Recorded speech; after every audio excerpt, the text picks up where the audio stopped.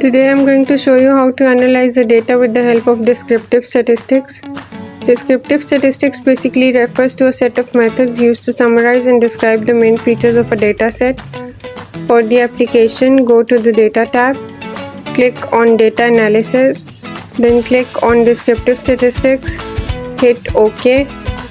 For the input range, we'll select the data, that is the range from A2 to A23.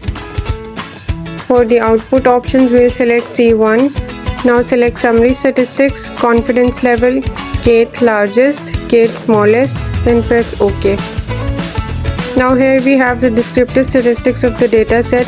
It includes mean, standard error, median, mode, standard deviation, sample variance, kurtosis, skewness, range, minimum, maximum, sum, count, largest, smallest, and confidence level. Please don't forget to give this video a thumbs up and subscribe to this channel for more updates.